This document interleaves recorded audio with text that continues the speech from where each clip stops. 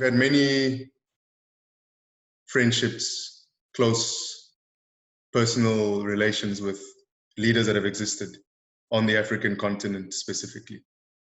As far back as the likes of President Samora Machel to President Dos Santos in Angola, to brother leader, as he was affectionately known, President Muammar Gaddafi in Libya,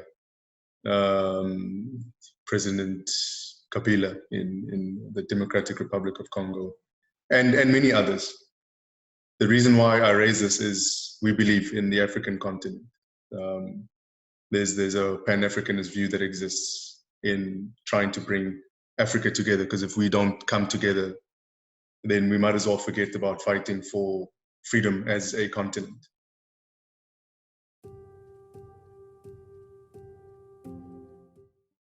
How are your relationships with some of the ex-presidents, ex-leaders of the continent, past and present? Do you believe that Africa will get it right? Because this is something that we've been trying to do for a very long time. But within ourselves, we face issues in the diaspora, with our expat communities, besides Eastern and the Western world, amongst ourselves, we face issues of xenophobia, a dislike that has popped up. It's, has it existed historically? Is it something new? So in a two-pronged question, how is your relationship and any of the leaders that you've had relationships with, professionally and personally over time? Can you touch upon some of them who you looked up to? And then the second part of the question is, can we get it together? Are the differences amongst us still so strong that it's limiting our path to a united Africa? Well, I have had good relations with all leaders in the continent. Some more closer, some not as close, but all of them I've had, and I've interacted with almost all of them. The old ones that when I came in, they were still there. If you talk Samora Machel, when shortly after the liberation of Mozambique, I went to stay there for 10 years. We became very close. What time period would that have been? Just out of interest. 76. Okay. I went to Mozambique in 76. I think they just got their independence around 75 or something. I learned to work with him and other leaders of Frelimo. After him, it was President Chisano was the president of the country. After him, it was President Kebuza. After Kebuza is currently Nyusi. I've all worked with them. They were like my comrades, as well as in Angola. I didn't see a lot of President Agostinho Neto, but I'd seen a bit of him. But then President Dos Santos, we worked together with President Dos Santos for a long time. And then we became very close friends. I mean, I came after Kaunda, but we had worked with Kaunda during the struggle. It was his birthday recently, by the way, just as you know. It was his birthday recently, I think 2 or 3 days ago. Yes, I sent a message to him. He was finishing 96th year. I sent a message, and then I think about 2 months ago, I spoke to him on the telephone. So I have known him, and quite a number of, I had known President Nyerere quite a lot. And after him, quite a number of presidents in Tanzania were all very close to them, all of them. I have worked with President Museveni for a long time, has become a very good friend of mine. I've worked with President Kagame, good friend of mine as well. I've worked with old and new, including President Uhuru, who's now in what you call it, Kenya. Mention any president in the continent during our time, when I was a deputy president and a president, I've worked with him. President Mugabe. Sorry? President Mugabe. President Mugabe worked with him during the struggle. We were together in Mozambique, and we worked with him, the president of Zimbabwe, up until the last minutes of his life. We were together. We became big friends as well. And we have discussed a number of, as you say, Comrade,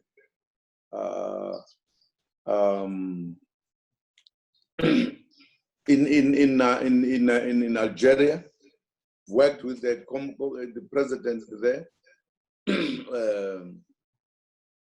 We worked also with President Gaddafi, and he became a good friend of mine as well.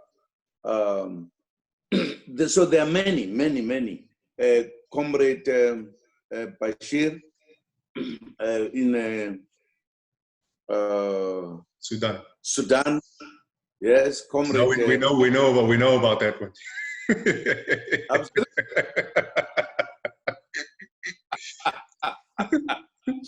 Yes, a comrade in South Sudan.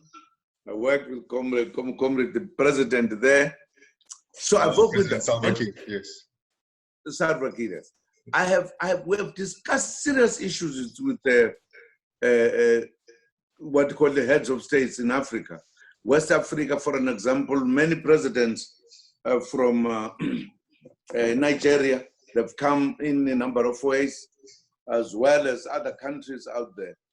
Guinea, Conakry, Equatorial Guinea. Yes. Yes, everywhere.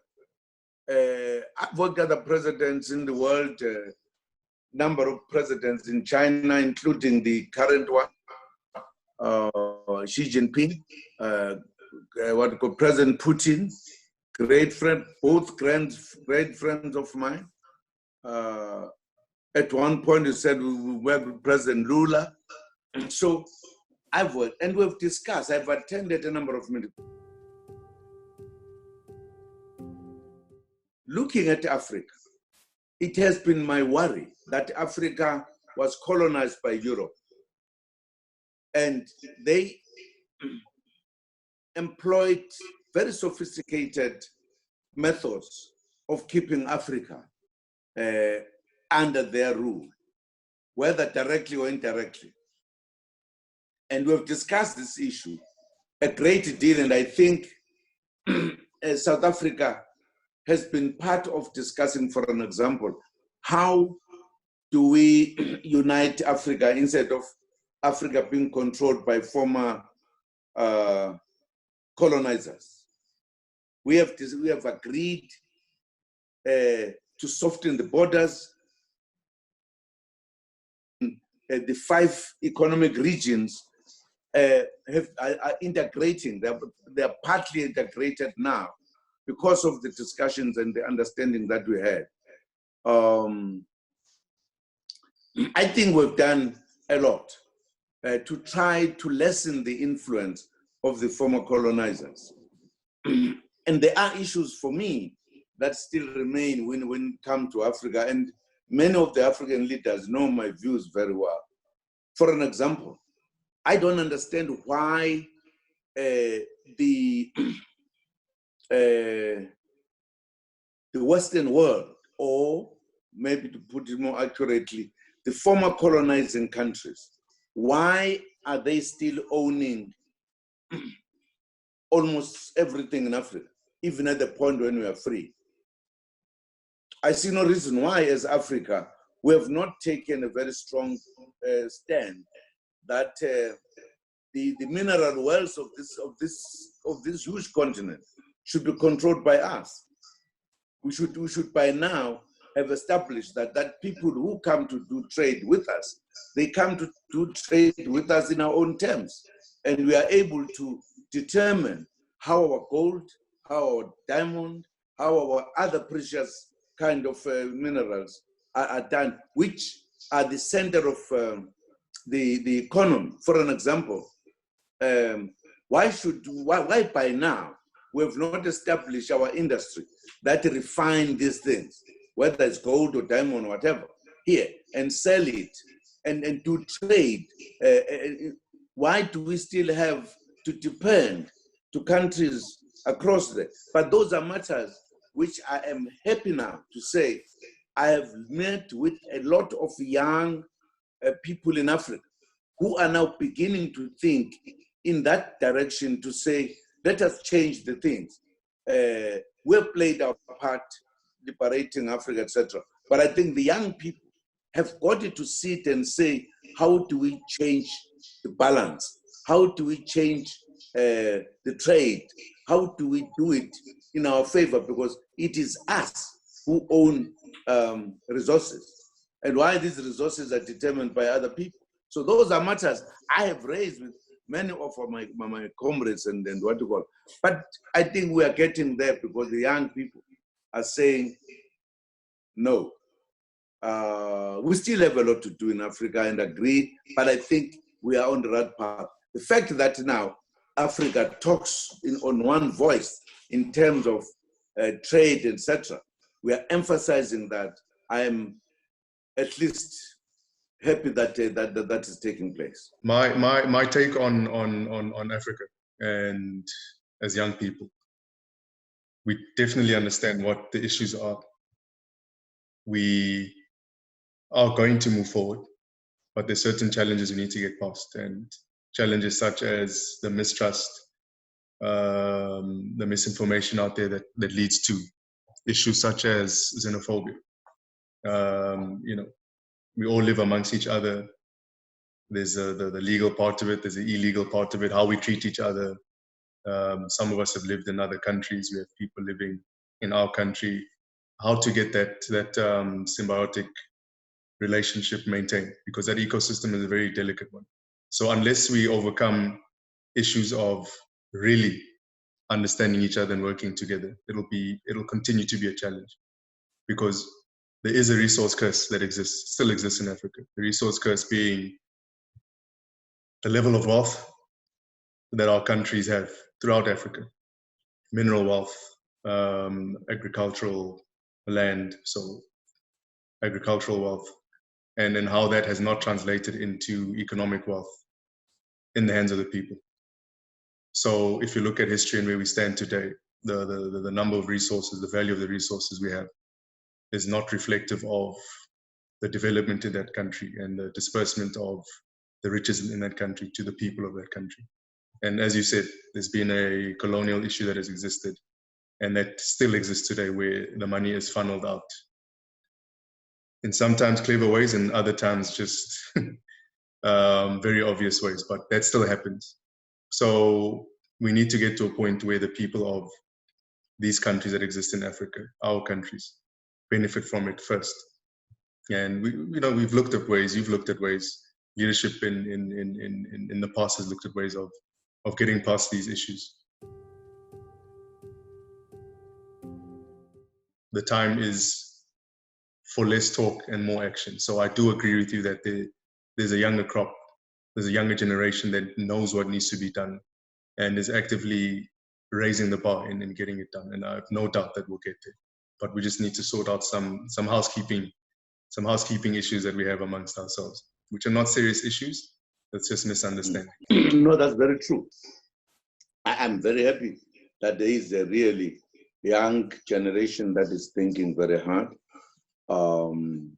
there are things that we needed to get rid of. For an example, in Africa, this business that a president who has been before others, when they come in, they persecute the other one, which led to people wanting to stay in power forever in order to avoid that. It is not good for Africa.